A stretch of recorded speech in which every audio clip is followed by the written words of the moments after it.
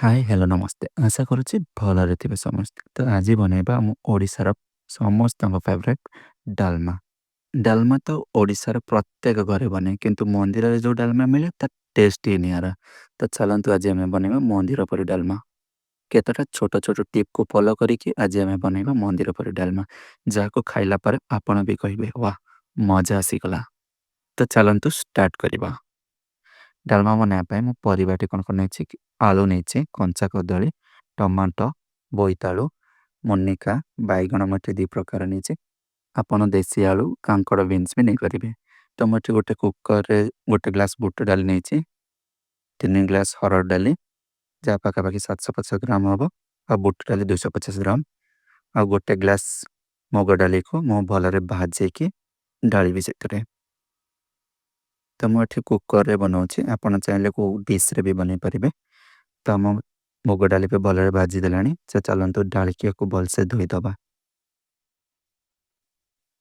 ଡାଲି ମୁଁ ଏଠି ଭଲରେ ଦୁଇଥର ଧୋଇ ଦେଇଛି। ତାପରେ ଆମେ କାଟିକି ରଖିଥିବା ପରିବା ଢାଳିଦେବା। ତ ମୁଁ ଏଠି ବାଇଗଣ ଆଉ କଦଳୀକୁ ଅଲଗା ବତୁରେଇକି ରଖିଥିଲି, ଚାଲନ୍ତୁ ସେଇଟା ବି ଢାଳିଦେବା। ତାପରେ ମୁଁ ଏଠି 10ଟା ଟମାଟୋକୁ ଦୁଇ ଦୁଇ ପିସ୍ କରିକି ରଖିଛି, ସେଗୁଡ଼ାକୁ ବି ଢାଳିଦେବା। ଟମାଟୋ ଢାଳି ସାରିଲା ପରେ ଆମେ ଅଦାକୁ ଟିକେ ପେଷ୍ଟ କରିକି ରଖିଥିଲୁ, ସେଇଟାକୁ ଢାଳିଦେବା। ଆପଣ ଚାହିଁଲେ କୁଟିକି ବି ନେଇପାରିବେ। 10ଟା କଞ୍ଚା ଲଙ୍କା ଢାଳିଦେବା। ତାପରେ ଆବଶ୍ୟକ ଅନୁସାରେ ପାଣି ଢାଳିକି 1 ସ୍ପୁନ୍ ଲୁଣ ଆଉ 1 ସ୍ପୁନ୍ ହଳଦୀ ଦେଇଦେବା। ତାପରେ କୁକର ବନ୍ଦ କରିକି ଷ୍ଟୋଭ୍ ଅନ୍ କରିକି ଗୋଟେ ସିଟି ଦେଇଦେବା। ଗୋଟେ ହିଁ ସିଟିରେ ଆମର ଡାଲି ଆଉ ପରିବା ପରଫେକ୍ଟ ବଏଲ୍ ହେଇଯିବ। ଡାଲମା ପାଇଁ ଆମେ ଏଠି ଗୋଟେ ମସଲା କାଢ଼ିବା, ଯେଉଁଥିରେ ମୁଁ ନେଇଛି 11ଟା ଶୁଖିଲା ଲଙ୍କା ଆଉ ଟିକେ ଡାଲଚିନି। ଗୋଟେ ବଡ଼ ଡାଲଚିନିକୁ ଟିକେ ଭାଙ୍ଗିକି ନେଇଯାଇଥିଲି। ଟିକେ ରୋଷ୍ଟ କରିଦେବା ଡାଲଚିନି ଆଉ ଶୁଖିଲା ଲଙ୍କାକୁ। ଡାଲଚିନି ଆଉ ଶୁଖିଲା ଲଙ୍କା ଭଲରେ ରୋଷ୍ଟ ହେଲା ପରେ ସେଥିରେ ଆମେ ଆଡ଼୍ କରିଦେବା 2 ସ୍ପୁନ୍ ପାନମଧୁରୀ, 4 ସ୍ପୁନ୍ ଜିରା। ତାକୁ ଭଲରେ ଟିକେ ରୋଷ୍ଟ କରିଦେବା। ବହୁତ ଲୋକ କ'ଣ କରନ୍ତି ନା ସେଥିରେ ଅଳେଇଚ, ଲବଙ୍ଗ, ଗୋଲମରିଚ ବି ଢାଳନ୍ତି। ତ ଆମକୁ ଡାଲମା ପାଇଁ ଗୋଟେ ସିମ୍ପଲ ମସଲା କାଢ଼ିବାର ଅଛି, ନା କି ଗରମ ମସଲା।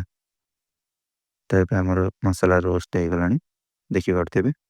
ତାକୁ ଗୋଟେ ଏବେ ଜାର୍ରେ ଢାଳିକି ପେଷ୍ଟ କରିଦେବା। ଆପଣ ଚାହିଁଲେ କୁଟି ବି ପାରିବେ, ଟିକେ ଦରଦରା ପେଷ୍ଟ ରହିବ, ଯେମିତି ଦାନା ଦାନା ଯେମିତି।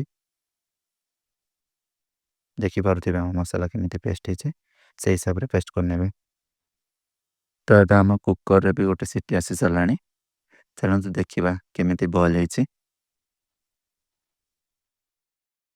ଦେଖିପାରୁଥିବେ ପୁରା ଭଲରେ ବଏଲ୍ ହେଇଯାଇଛି। ବହୁତ ଲୋକ କୁହନ୍ତି କି କୁକରରେ ବଏଲ୍ କଲେ ପୁରା ବଏଲ୍ ହେଇଯାଏ ବୋଲି ପରିବା। ତ ଦେଖିପାରୁଥିବେ ଆମ ପରିବା ଯେମିତି ସେମିତି ଅଛି, ଆଉ ଡାଲି ବି ପରଫେକ୍ଟ ବଏଲ୍ ହେଇଯାଇଛି। ଦେଖନ୍ତୁ, ମୁଁ ଏଇଟା ଗୋଟେ ହାଣ୍ଡିକୁ ଢାଳି ଦେଇଛି, ଆମର କ୍ୱାଣ୍ଟିଟି ଅଧିକ ବନେଇବାର ଅଛି ସେଥିପାଇଁ। ତ ମୁଁ ତା ହିସାବରେ ପାଣି ଢାଳିଦେବି, ଆମର ଡାଲି ବହୁତ ମୋଟା ଥିଲା।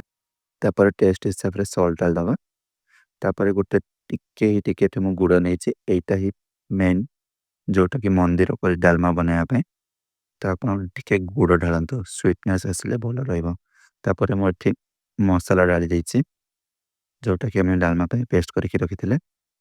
ଏହାକୁ ଭଲରେ ମିଶାଇ ଦେବା। ଚାଲନ୍ତୁ ଆଉ ଗୋଟେ ଛୋଟିଆ ଟିପ୍ଟେ ଦେଉଛି। ଆପଣ ନଡ଼ିଆ ଡାଇରେକ୍ଟ ଘଷିକି ଢାଳି ଦେଉଥିବେ, କିନ୍ତୁ ଟିକେ ରୋଷ୍ଟ କରିକି ଢାଳନ୍ତୁ, ଦେଖିବେ ବହୁତ ଟେଷ୍ଟ ଆସିବ। ନଡ଼ିଆର ସ୍ମେଲ୍ ବି ବହୁତ ଆସିବ। ତ ଆମେ ନଡ଼ିଆକୁ ଟିକେ ଏଠି ରୋଷ୍ଟ କରିଦେବା। ଦେଖିପାରୁଥିବେ ଆମ ନଡ଼ିଆ ରୋଷ୍ଟ ହେଇଯାଇଛି। ତ ଚାଲନ୍ତୁ ଡାଲମାରେ ଏବେ ଢାଳିଦେବା, ଢାଳିକି ଭଲରେ ମିଶାଇ ଦେବା। ତ ଚାଲନ୍ତୁ ଆମେ ଏଠି ଗୋଟେ ଡାଲମା ପାଇଁ ତଡ଼କା ରେଡ଼ି କରିବା। ତ ଗୋଟେ କଡ଼ାଇରେ ଟିକେ ଘିଅ ଢାଳିକି ପଞ୍ଚଫୁଟଣ ଢାଳି ଦେଇଥିଲି। ପଞ୍ଚଫୁଟଣକୁ ଆମେ ଭଲରେ ଫ୍ରାଏ କରିଦେବା। ଦେଖିପାରୁଥିବେ ଆମ ପଞ୍ଚଫୁଟଣ ଏବେ ଭଲରେ ଫ୍ରାଏ ହେଇଗଲାଣି। ତ ସେଥିରେ ମୁଁ ଟିକେ ହିଙ୍ଗ ଢାଳିଥିଲି, ଆପଣ ଚାହିଁଲେ ଢାଳିପାରିବେ, ନହେଲେ ବି ସ୍କିପ୍ କରିପାରିବେ, କିନ୍ତୁ ଢାଳିଲେ ଭଲ ଫ୍ଲେଭର ଆସେ। ତାପରେ ମୁଁ ଟିକେ ଏଠି କସ୍ତୁରୀ ମେଥି ଢାଳି ଦେଇଥିଲି।